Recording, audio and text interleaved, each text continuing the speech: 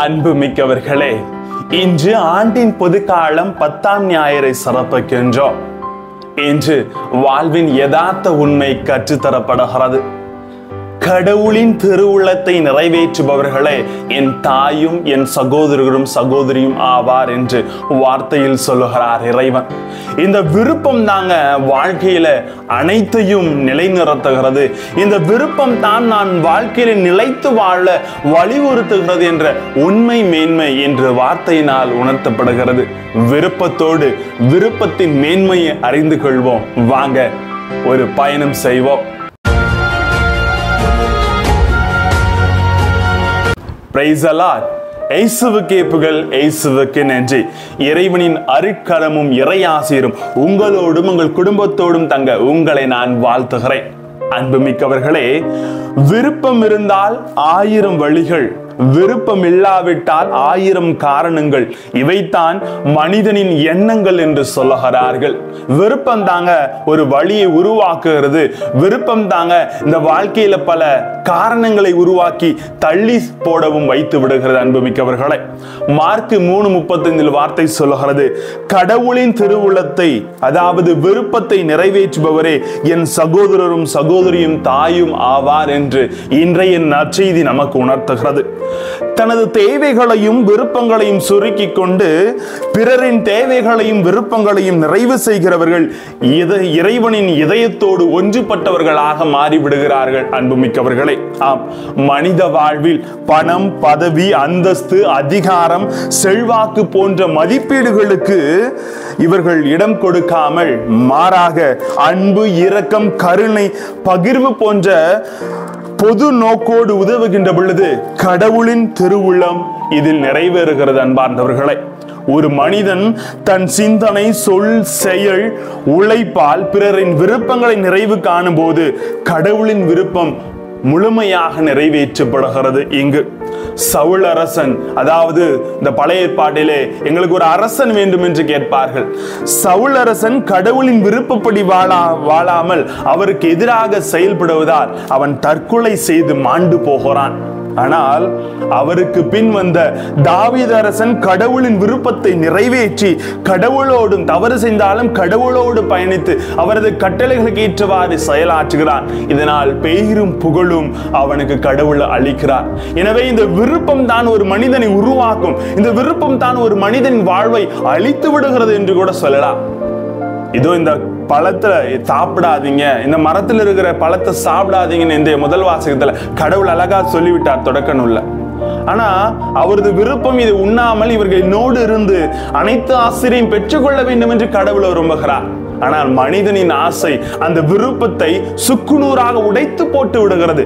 அவனது விருப்பம் கடவுளை விட உயர்ந்து விட வேண்டும், கடவுளுக்கு மேலாக வந்து விட வேண்டும் என்ற இந்த விருப்பம் அவனது வாழ்வை உடைத்து போட்டு விடுகிறது. அன்புமிக்கவர்களே, ஆகையால் தான் அந்த பழத்தை உண்டு இறைவனது ஆசையிலிருந்து விலகி விடுகிறார்கள். எனவே தான் கடவுள் அழகாக சொல்லுகிறார், இறைவார்த்தையின் நம்பிக்கை கொண்டு நிலைத்து நின்று வாழ்ந்தால் அவ்வாழ்வு சீரும் சிறப்பும் பெற்றதாக அமையும் என்று பவுலடியார் அழகாக சொல்லுகிறார். எபேசியர் புத்தகம் 4:12. இந்த வார்த்தை இரு பக்கமும் கருக்கு வாய்ந்ததுங்க. அதனால எந்த பக்கம் போனாலும் குத்தம். அதை தெளிவாக ஏற்று விருப்பத்தோடு நாம் செயலாற்ற வேண்டும். ஆனா கடவுளின் விருப்பத்தை நிறைவேற்றி ஆசை பெற்ற மனிதர்களும் நாம் இந்த திருவுள்ளத்திலே பார்க்கலாம். முதலாவது தொடக்க நூலில் கடவுளின் விருப்பத்தை நிறைவு கண்டதால் ஆபிரகாம் விசுவாசின் தந்தை என்று அழைக்கப்படுகிறார். தொடக்க நூல் 12ஆம் அதிகாரம். இதோ இந்த மண்ணையும் பெற்றோர்களையும் உனக்கு உள்ளதை எல்லாத்தையும் விட்டுட்டு போ, நான் சொல்ற நாட்டுக்கு போன்னு கடவுள் சொல்றார். உடனே கடவுளின் விருப்பத்தை நிறைவேற்றுகிறார், எதை பத்தி யோசிக்காம. அதனால் விசுவாசத்தின் தந்தையாக மாறுகிறார். சாதாரணமா இந்த விடுதலை பயணத்துல பாத்தீங்கன்னா ஆடு மேய்ச்சிட்டு இருக்காரு இந்த மோசே. திடீர்னு முற்புதல கடவுள் தோன்றி அடிமைப்பட்டிருக்கிற மக்களை சென்று அழைத்து வா என்று சொல்கிறார். எதை பத்தியும் யோசிக்காம போறார். எல்லாம் கடவுளனோடு இருக்கிறார் என்று அந்த விருப்பத்தை நிறைவு செய்கிறார், நிலைத்து நிற்கிறார். அதனால் அவர் உயர்த்தப்படுகிறார், ஆசீர் பெறுகிறார். அன்பு மிக்கவர்களே, எனவே நமது வாழ்வில் நாம் அவரது விருப்பத்தையும் அதில் நிலைத்து நிற்க நம்மை இறைவன் அழைப்பு விடுக்கிறார். ஆம் அன்புக்குரியவர்களே, இன்று நாம் கடவுளோடு நமது வாழ்வை முழுமையாக நிலைத்திருக்க அவரது விருப்பத்தை நிறைவேற்றுகிறோமா? கடவுளின் விருப்பத்தை நிறைவேற்றும் போது பல இன்னல்கள் நேரிடும், ஆனா அது சுலபமா மறைஞ்சு போயிடும் இன்றைய 2ஆம் வாசகம் சொல்கிறது. கடவுளின் விருப்பத்தை நிறைவேற்றிய யோபு சிறந்த நீதிமானாக திகழ்ந்ததை போல நமது வாழ்வில் விருப்பம் தாங்க எல்லாத்துக்குமே காரணமா இருக்குது. அதை சரியாக நாம் செயல எடுக்கும் பொழுது ஆசீர்வதிக்கப்படுகிறோம். கடவுளின் விருப்பத்தை நிறைவு கண்டவர்கள் வாழ்வில் நூலில் இடம்பெறுவார்கள் என்று திருவெளிப்பாடு 2:21-27 நாம் வாசிக்கிறோம். வாழ்வின் நூலில் இடம்பெற வேண்டும் என்றால் அவரது விருப்பத்தை நாம் நிறைவேற்ற வேண்டும், அவரது வார்த்தை நாம் நிலைத்திருக்க வேண்டும். அன்பார்ந்தவர்களே, இன்னைக்கு நற்செய்தியில பேய்களின் தலைவனை கொண்டு பேய்களை ஓட்டுகிறான் அவர் மீது குற்றம் சாட்டுகிறார்கள். ஆனால் தந்தையின் வார்த்தை நிறைவேற்றவே அனைத்தையும் அவர் பொறுமையாக ஏற்று செயலாற்றுகிறார். ஒரு அரசு தன் அரசுக்கு எதிராக செயல்பட்டா அது உடைந்து போகும். அப்ப இருக்கும்போது நான் எப்படி பேய்களின் தலைவனை கொண்டு ஓட்டுவேன் என்று சொல்கிறார். அதனால கடவுளின் விருப்பம் எதுவோ அதை அறிந்து நாம் செயலாற்ற வேண்டும். கடவுளின் திருவுள்ளத்தை நிறைவேற்றிய அன்னை மரியாள் இறைவனின் தாயாக மாறியது போல நமது வாழ்வில் கடவுளின் திருவுள்ளம் எது, அவரது விருப்பம் என்ன என்பதை நாம் அறிந்து கொள்ள வேண்டும். நமது விருப்பங்களும் ஆசைகளும் லட்சியங்களுக்கு மேலாக இறைவன் விருப்பத்தை அறிந்து அதை வாழ்வாக்குகின்ற பொழுது ஆசீர்வாதம் கடந்து வருகிறது. ஆத்திச்சூடி நாமெல்லாம் சின்ன வயசுல படிச்சிருப்போம். ஸ்கூலுக்கு போகும்போது அதுல முதல்ல வரும் அறம் செய்ய விரும்பு.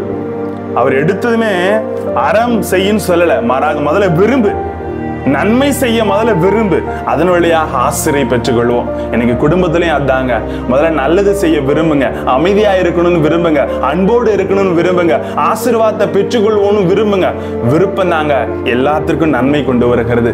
விருப்பத்தை முழுமையாக நாம் ஏற்றுக்கொள்வோம். ஆனா இன்னைக்கு குடும்பத்துல விருப்பம் இல்லை, பொதுவா வெறுப்பு தான் அதிகமா இருக்கு. அந்த வெறுப்பை கலைந்து விரும்புவோம், இறைவார்த்தையில் நிலைத்திருப்போம், ஆசீர்வதிப்போம். ஜெபிப்போமா? அன்பு இறைவா, உமது வார்த்தைக்கு ஏற்றவாறு எங்கள் வாழ்வை அமைத்துக் கொண்டு உமது வார்த்தையில் நிலைத்திருக்கவும் உமது விருப்பத்தை நிறைவேற்றவும் எங்கள் ஒவ்வொருவரையும் செயல்படுத்தி ஆசீர்வதியும். எங்களோடு தங்கும் ஆண்டவரே. Praise the Lord.